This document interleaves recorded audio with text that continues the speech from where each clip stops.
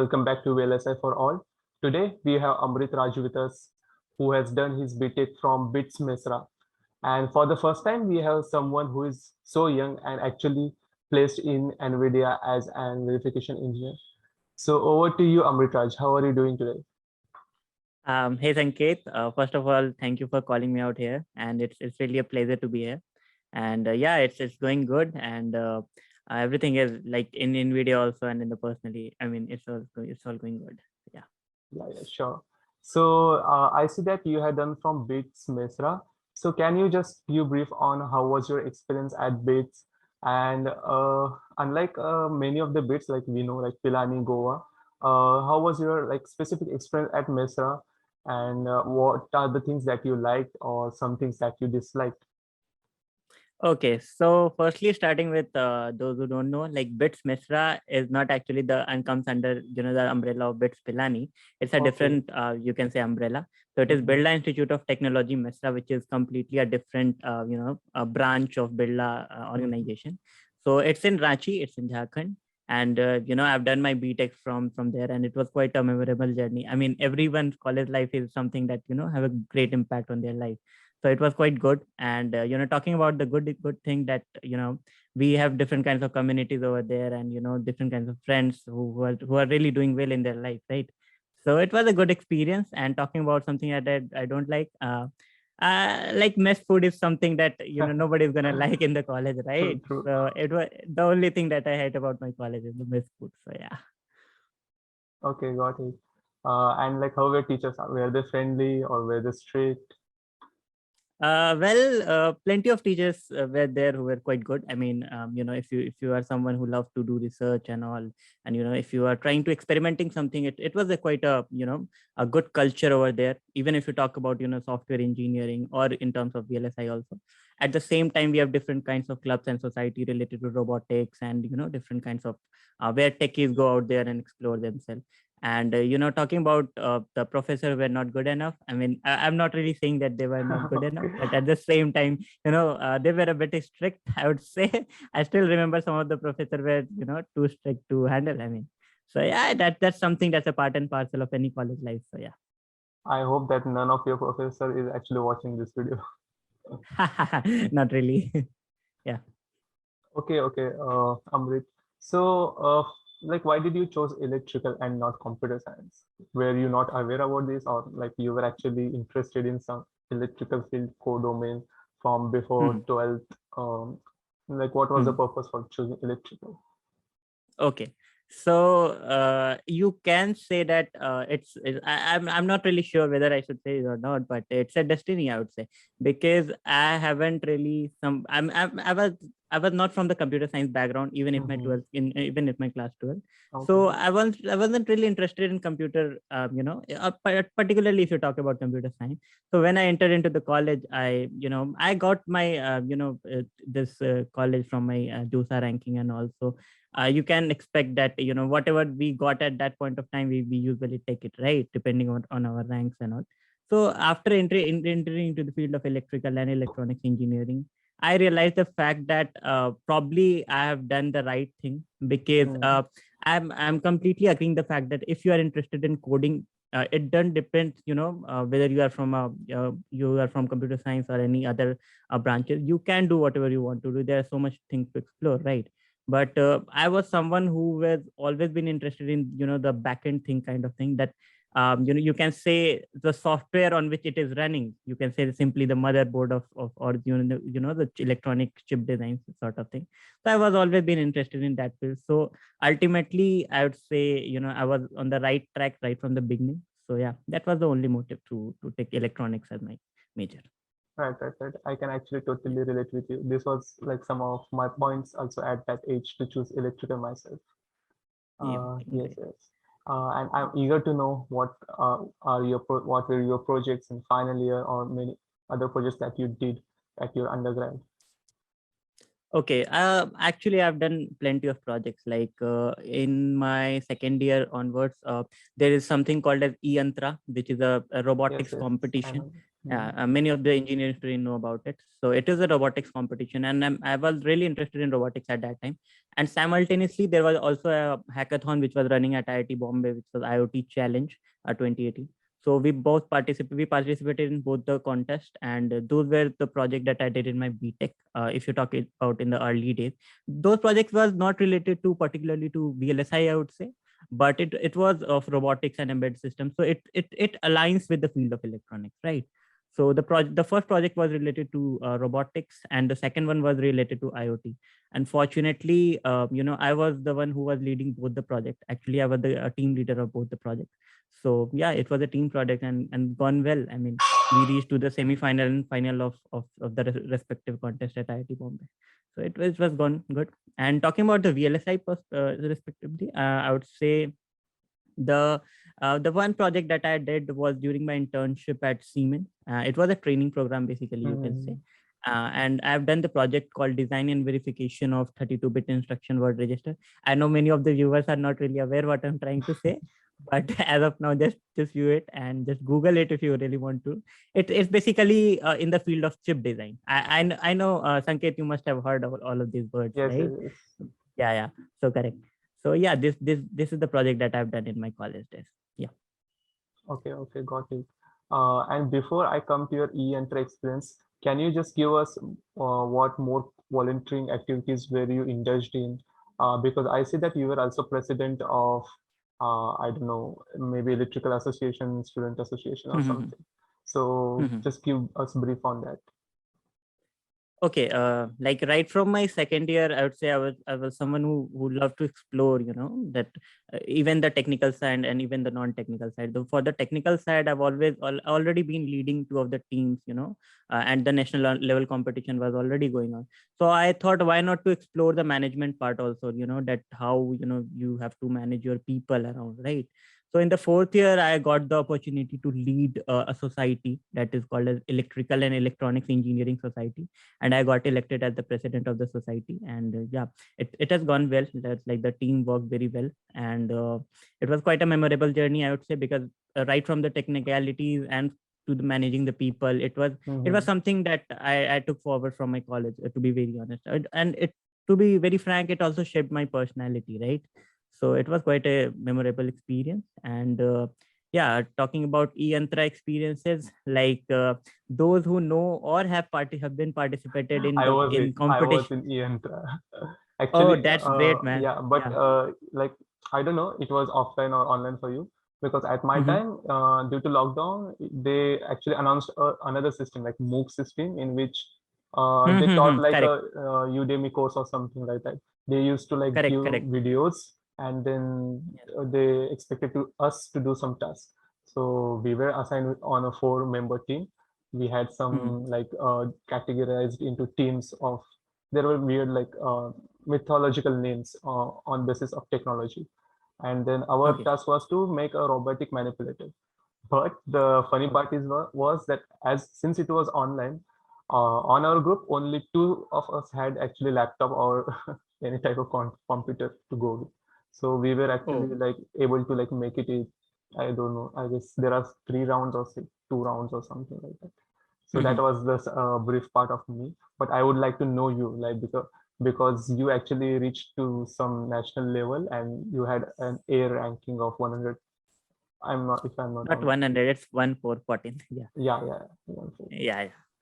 So, talking about the experience in e-yantra, I mean, for a guy of second year or a girl of second year, I mean, it's something that gonna change your perspective toward technology. To be very frank, because it's the first thing that you learn that you are going to learn is how to build your team. Like right from the first day, you have to build your team. You have to keep yourself motivated enough to well, and your teammates also, right? So technicality is something that you may gonna learn in the journey, right? Right, But right. you have to pave your path. You have to make your team good enough to grow together for the competition itself.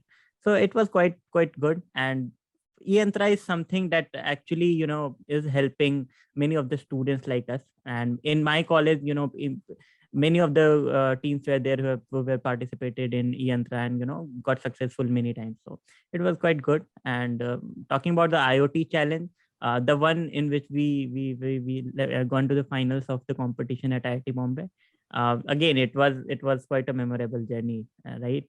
Because once you start doing project and once it get delivered and you see the things that is working in front of you, on which you are working right from this last 6 months, gives you some kind of happiness, right?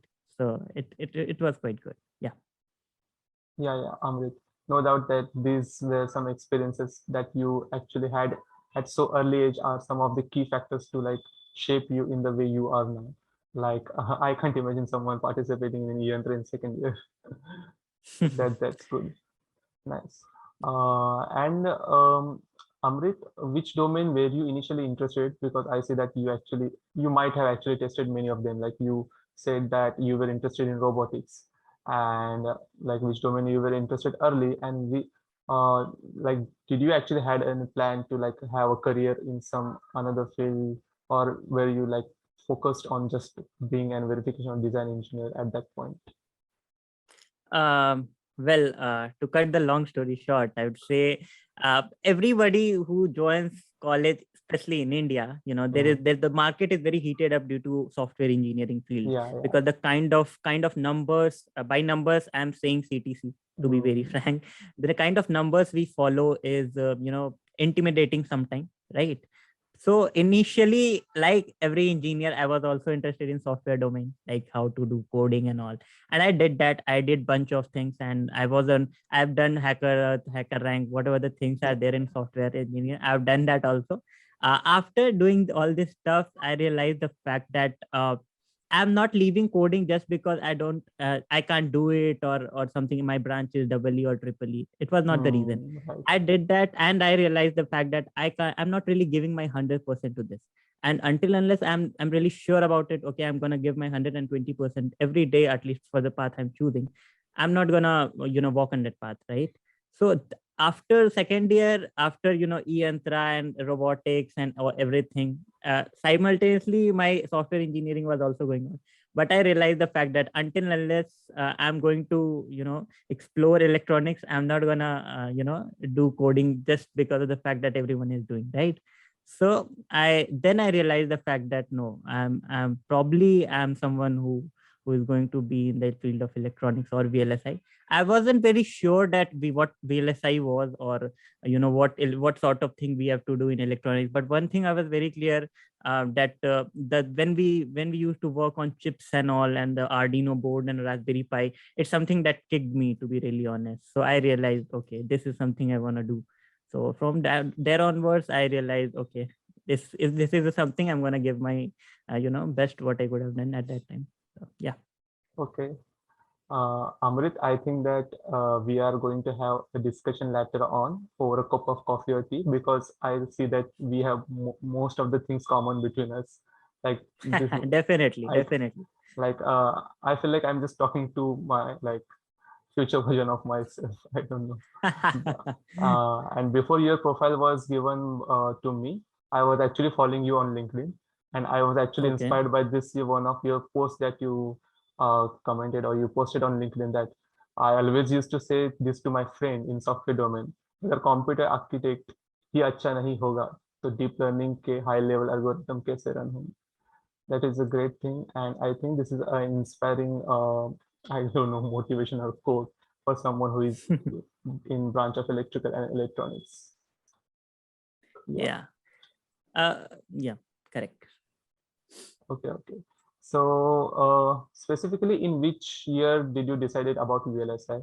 Because Correct. go ahead. I'd say after my second year.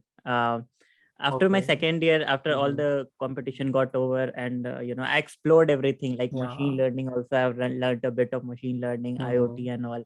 And then I realized the fact that okay, I'm running something on Arduino and Raspberry Pi or AVR boards or something. By the way, those who don't know all this stuff, don't worry. It's nothing, just a chip board, you can say. So don't worry for that.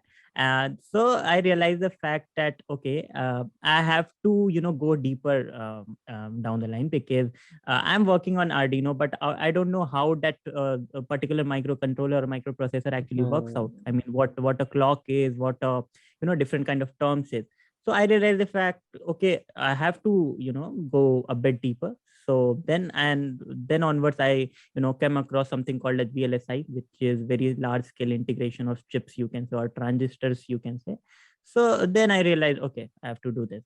And then I started shaping myself in that path, and with the help of seniors, and the one who have already got placed in some of the VLSI companies, or whatever the resources I had at that time, I thought, okay, let's just do it, because ultimately you have to grab your placement and internship also, right? Because you can't really just dream of doing something and ended up doing nothing. So I've also have to look forward for internship and all. And comparing to the software domain, I'm not saying that VLSI is tough, but because of the lesser number of companies or lesser number of opportunities in India, it's a bit tough rather than as compared to the software domain. But of course, software domain is something which is requires higher amount of your skills and all. I'm not comparing both of these, both are different fields, but at the same time I'm just talking about the number of opportunities we have. So yeah. Right. Got it.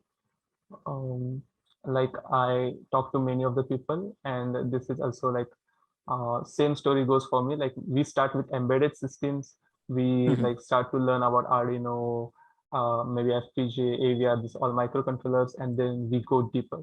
Like it's like Yeah, moving from atomic level to subatomic level, and we come across these terms like electron, neutron. The same goes for like electronics. Like there is on outer structure, there is embedded system.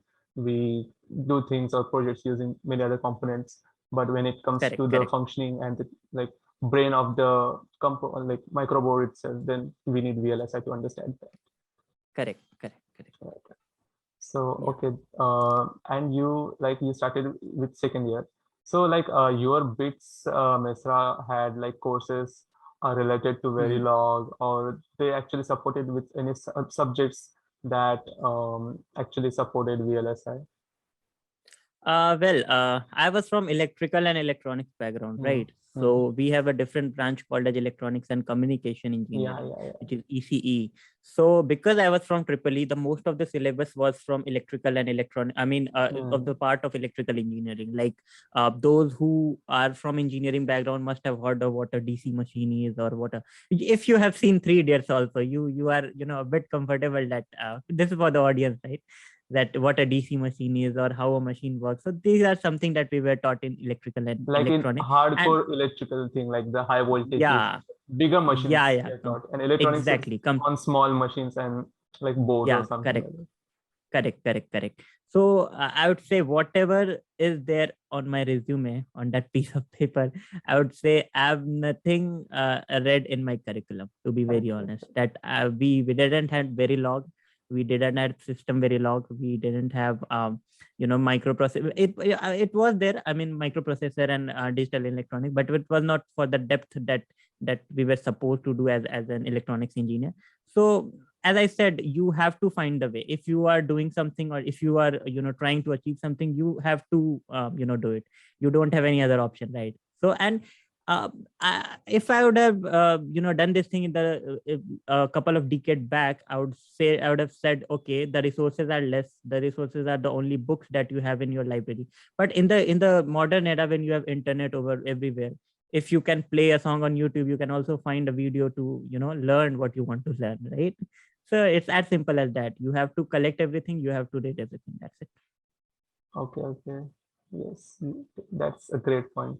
Like, I can understand this because for electrical people, mostly some of the parts, like if we actually consider it to be in electronics, then they are maybe microprocessor or microcontroller. There is a subject, and then there is common subject for everyone, like electronic power electronics, in which we learn about BJT and all that, and maybe a little bit of ADIC. But there's nothing anything taught about Verilog or any program hardware description languages. Correct. Mhm. Even if I would say that if someone is already reading C programming language, which is a basic programming language and taught to every guy of the one who is doing engineering, right? Even from the non-core branch, I mean core branches like mechanical or biotech or something. So electronics guy, I mean, we are capable enough to understand Verilog and system Verilog right from our first year, I would say, Mm. or second year at least. But in many of the colleges, even in the top-notch colleges, I would say there no curriculum for system Verilog or Verilog. I mean, we really need to upgrade ourselves. Yeah, That's the right, only, right, right. yeah, yeah. Because when we think about electrical, actually, I see that in Western countries, electrical is a general, like, it's a broad Hmm. category. And when they say Correct, electrical, they more focus on electronics, like making chips, because that's something that correct, is emerging and trending. But in India's correct, correct. curriculum, electrical is like just HVDC lines, solar, EVs. That's what the Correct. image forms. But And these were mm, not the way you actually attract talent. yeah. Like I have a class of 60 to 61 people, and on a very frank note, more than 50 or 55 odds people were not Mm, interested in electrical. I was the guy who was not interested in electrical. Particularly, I'm talking about electrical. And electrical and electronics are two different fields, to be frank, if you talk in India. So yeah, I mean, this is something that we need to work on, and probably we are going to do that in the future. Because see, what I realized in the last 6 to 7 years, or not 6 to 7 years, I would say in the last 5 years, is we already have a talent pool for our IT industry, right? We already have good number of resources. If you talk about the last 3 or 4 years, that we have so many YouTubers coming out there and teaching you, and there are plenty of opportunity to mm, attract talent. And if you go even number wise, I'm not saying achieving or attracting with getting attracted with the numbers or the CTC is bad. It's all absolutely fine. But we need to do it for our electronics domain also, because of the fact that India is already leading from the front in IT industry. I've read also many of the concept of brain draining when Parag Agarwal, one of the mhm. guy from IIT Bombay, became the CEO of Twitter. I mean, who else is not feel proud if someone from a small town, right, leads such a giant company and represent India? I mean, it's a moment of pride, right? So at the same time, I am feeling that semiconductor industry is also True. going to boom in the next decade, to be very frank. And um, also if you are reading the articles and all, Indian government has also granted Recently, 76,000, yeah, 76,000 yeah, crore. correct, 76,000 crores to to the companies to come to our country and Hmm. set up plants and all. So if just think about it, we are already leading software industry, we are already have bunch of talents, and we have already we are actually the superpowers, if you can say. Like, not even right now we are going to be the superpower in the next 5 years, to be very frank. What if we are going to dominate the hardware industry also? What if we are not dependent on the country like China or Hong Kong or Taiwan? Hmm. uh, this feeling is something that I have a very I have a very hard feeling for this, that we haven't done it yet. But for sure we are going to excel in this field also. For that, we as an electronics engineer or electrical engineer, we need to come up and do what the guys have done for IT industry in the last 7 or 8 years. So yeah, True. hope you have True. got my points. Yes, I've not no, given. actually, Yeah. you don't even have to tell me, because that's what my intention was to come into VLSI. Because I like used to like hear this all things like how was Infosys started? Like they started with IT companies, and then Mhm. means that's how they emerge. Like IT companies can be done because these are service-based companies and could be done in India with maybe Mhm. less resources. But the problem with the Mhm. hardware engineer is uh, the resources. Like it cannot be done with they are dependent more on hardwares. But Yeah, this correct, scenario is changing. This is only true when we go into physical design, like we need fabs yeah, and everything there. But this could be done that like a verification engineer, it could be done from like at pace of your home. And Mhm. if you see the requirements, it's same as like a IT job. You need to like code and you need to have some correct, knowledge of hardware. So this is correct, no one doing it. Everyone is just running into ITs. Even the companies are launching are focused more on like IT jobs. But correct, this correct. could be done in electronics also. And I think this thing is going to change in next decade because of you, because For of sure. many other uh, pioneers who are newly emerging into this era. Correct, correct, correct. Okay, okay, Amrit. So we like it's like our discussion is never going to end, but let's cover your your Yeah. points. Like let's come to your internship. So I Mhm. think a major role for your shaping of your career was at internship at Siemens. So Mhm. how did you approach this company? Was it Mhm. like on campus or something? Just give us a brief Mhm. about that. Name got changed to Siemens. So it was a training program of mentor graphics, and I've got selected for that. And in that training program, we were the concept that we were learned was the design and verification of electronic circuit using system Verilog. I follow these news a bit closely. So yeah, so it was a training program, and we have learned the concept of design and verification of electronic circuit, and where I did one of the project, and of course it was virtual, and we have done the projects of design and verification of 32-bit instruction word register, as I said it earlier. So from there onwards, I realized, okay, this is how a microprocessor is built or designed or verified.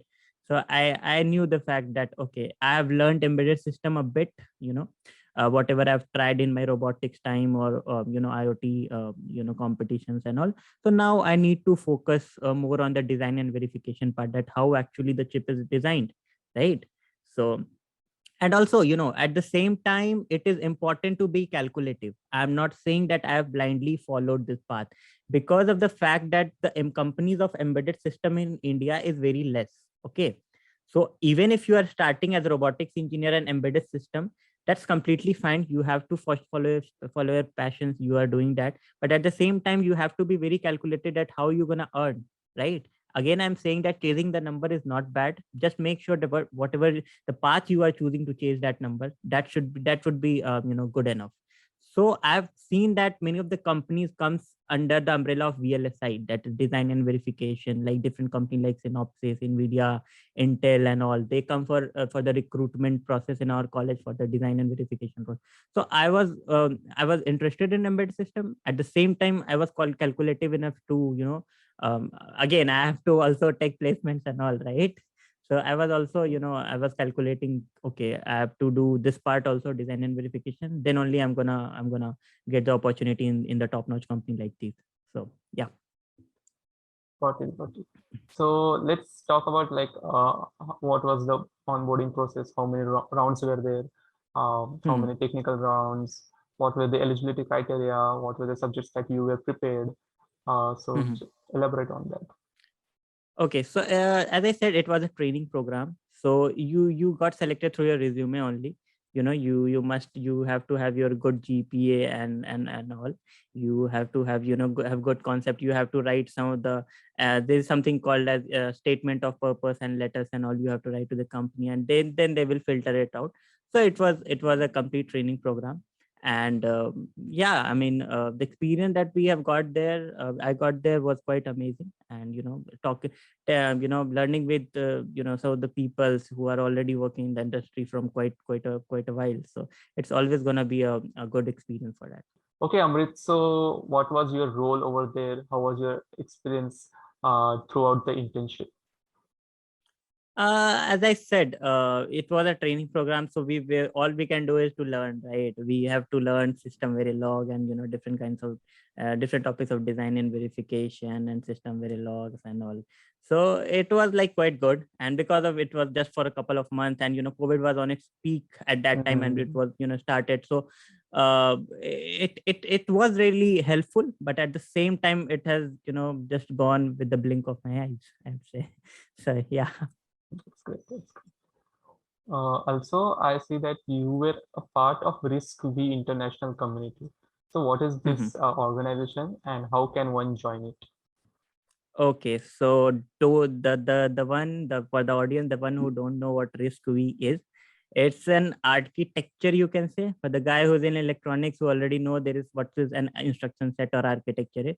So RISC-V is also an architecture, you can say, on which currently some of the companies are working. And yeah, I mean, it's a community. It's a global community, you can say, or international community. And we just have to go onto the websites of them, and have there is something called on their page only. There is an option of applying for the community membership and all. And I just, because as I said, I was really interested in all this stuff. I always used to explore. I always used to just go out there and try a bunch of things.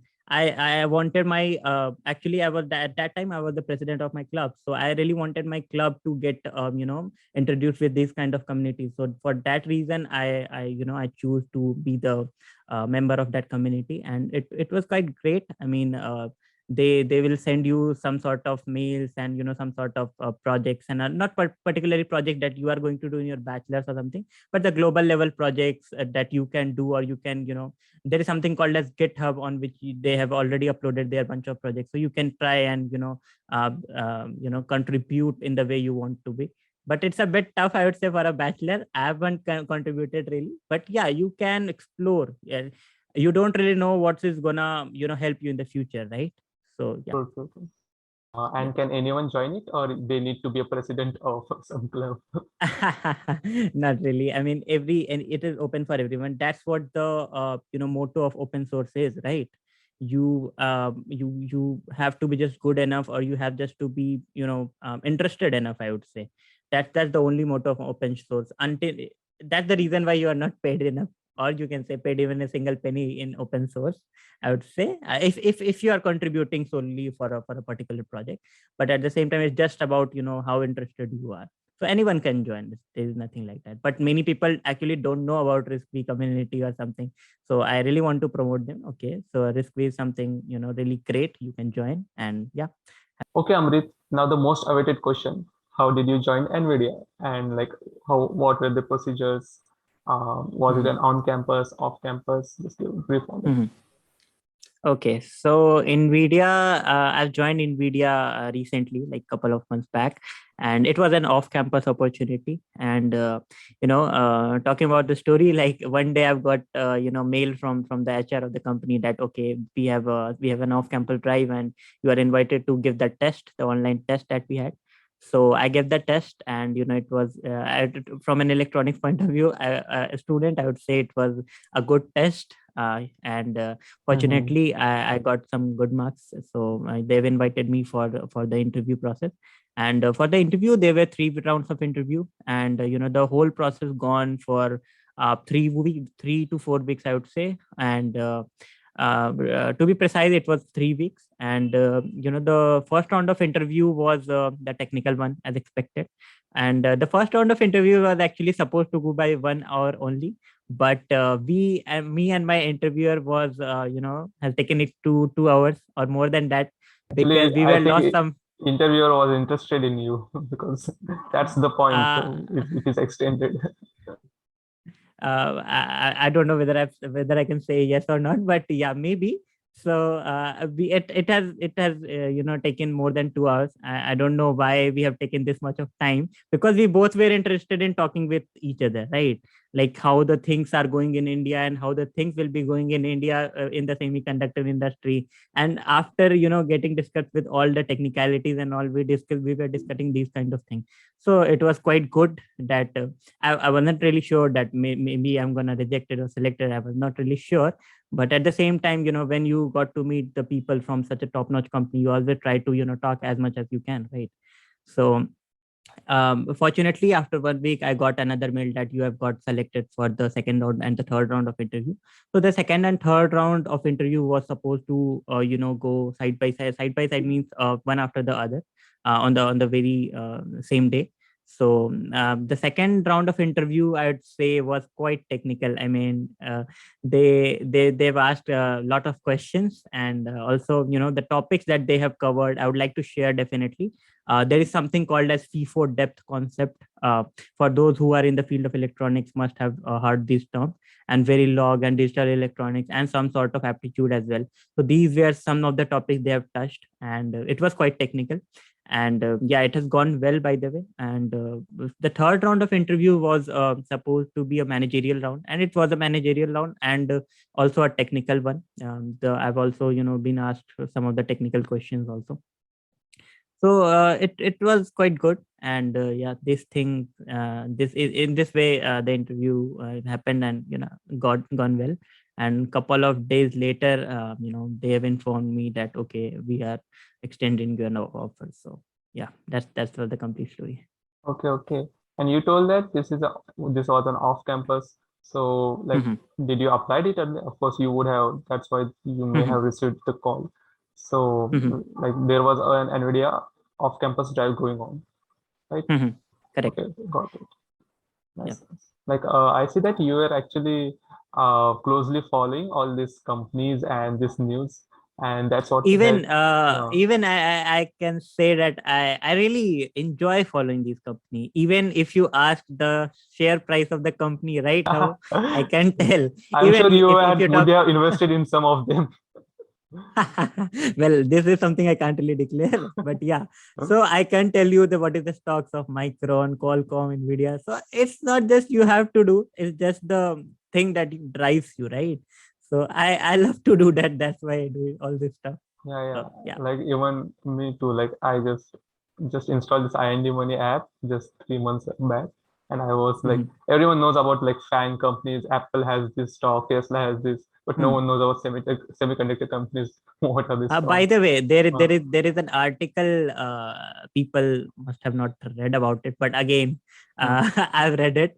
That some of the people were talking that you have to replace N for Netflix with N for Nvidia because of the kind of stocks jump it had over the last couple of Right, months, right, or right, right. in the next. There is one interesting thing. Okay, let's. I will answer this. And there is something called as Omniverse and Metaverse, right? You must have heard of. Let do it. Let's ask me a question in the after 10 minutes or something, that so that I can also tell the audience that what these things also. Okay. Okay, okay, fine. Okay. Okay, Amrit. So why verification engineer and not design? Was it a choice for you to choose between, or they just assigned the roles? It was the role only. It was the role for low power verification team. And see, design and verification, if you see deeply, definitely both are different. But as a fresher level, you, until unless you are very much sure, even if you are very much sure, you are supposed to explore that field, right? If you are getting design in a company like Nvidia, and if you are, let's say, getting the verification profile in the same company, I mean, if you had the option, okay, it's up to you. But if you don't have any option, you will explore, right? So that's what I did, and that's what everyone is supposed to do basically. So it was for them to assign. It was the role, actually. It was the only role that we had at that time. So it was for the low power verification team. So I wasn't the one who decided, okay, I have to be in design or verification. I was the one who was really interested in both of these. So let's see. Yeah. Okay, okay. So after a long awaited, you actually joined your dream company and Nvidia and all this. Correct. So how are you feeling now? What it is like to be an verification engineer? Is it the same like that you thought about? It is more, or it is kind of disappointment? Just give, just tell us about that. Uh, yeah, sure. So there is nothing like disappointment if you have chosen your Of path. course, yeah. If you have decided to, give, whatever you have to be at your best to. So it is never gonna be a disappointing one. Of course, there are going to be challenges. There are going to be ups and downs everywhere. So because I've recently joined the company, so there is no downs as of now, and I'm expecting not it to be. So, but yeah, it's a parts and parcel, I would say. So you have to be ready. So I mean, it's a great feeling to be here, and getting placed in your dream company really means a lot to me. And I mean, Nvidia is really the company I always look forward to. I mean, right from my college days, when Nvidia came to my college also. Uh, I wasn't really able to crack it, you can say, or you can say actually I was not allowed to sit in that process, to be very honest. Because of the CGPA criteria and all. But later Mm-hmm. on, after 1 year, I I am in Nvidia. So it's gonna be a it was a good story. And Of course, I need not need to ask you, but How do you look at this future of this domain? Okay, that's a pretty much interesting question, I would say. See, I am currently working in low power verification team. So talking in a very layman language for the audience, that we all have gone through that Nokia phone or that small phone that we used to have in our early days. I mean, in our childhood days, right? So they were not too smart, I would say. Only we were able to do it was to call and message someone. So there was not much power required at that time. But if you are looking at the high computing devices, or the even for your smartphone, the high processing devices, it needs some sort of power management and all, right? So you don't really want your battery to just drain early, right? So if you can see, for the last decade we have already come across the point that we are already managing the power of a device quite well. And that's where the low power verification team works, that we manages the power of GPU and the some of the products of Nvidia. Like there is another domain called the Tegra project, currently I am working on. So yeah, I mean, that's the power management and power verification we are doing here. So yeah. Yeah, like even this being recorded on Nvidia Shadow Play. Okay, so we would be heading towards the end of this session. But before that, is there something that you would like to give an advice to an fresher that you think might help and save much of their time? um, See, in the first year, I would say just explore your college life, explore your whatever you want to do. It's There are much time you can explore, you can figure out what is suitable for you. And from the second year or onwards, you need to choose a path, choose particularly what you want to do. And yeah, I mean, I have chosen that part in my third year, and I will recommend to choose it as early as possible. That's will the best case scenario. But for the overall, in the overall perspective, I'd say try to figure it out by second year itself. That will be good enough. And see, as I said earlier, if you are really interested in coding, completely fine. There are plenty of opportunities with the numbers you are really trying to achieve. By numbers, again, I mean CTC. It's quite good. It's You are going to explore that, you are going to get handsome amount of package and all. That's completely fine. If you are not interested in coding, explore other option. If you are interested in semiconductor industry, uh, don't really compare it with the numbers. Again, I'm trying to say this because we are going to you can say take over the market in the next couple of decades, to be very frank. Because as I said earlier, Indian government has also already started funded these kind of things. And we are going to have our production of chip soon in India particularly. So it's a booming field, I would say. It's not something that is saturating. And at the same time, if I talk about particularly from Nvidia point of view, we must have heard of the concept of metaverse and omniverse. I don't know how many of you have really heard of these words, but do check it out what a metaverse is, what sort of thing we are going to see in the near future. Like it's uh, basically a virtual world that we would be heading into. Yeah, definitely. I mean, the thing you have watched in the Avengers movie, right? We are going to face it in the reality. So some sort of that, and definitely we will upgrade. So yeah, these are something that we are heading towards. And if you are not someone who is really interested in technicalities behind this, you can figure it out with your stock markets also. I mean, the companies like Meta, which was earlier Facebook, or the company like Microsoft or Qualcomm or Nvidia, let's say, these are heading toward the metaverse concept, right? So if you really want to play with your money, like this decade was all about IT industry and all. And if you really want to use your money in the stock market, you can also use the growing field of metaverse to grow your money as well. So this advice was for someone who is really interested with their money and with the numbers. So you can also do that. And Nvidia has also launched, there is something called as Omniverse, which is a simulator, 3D simulator.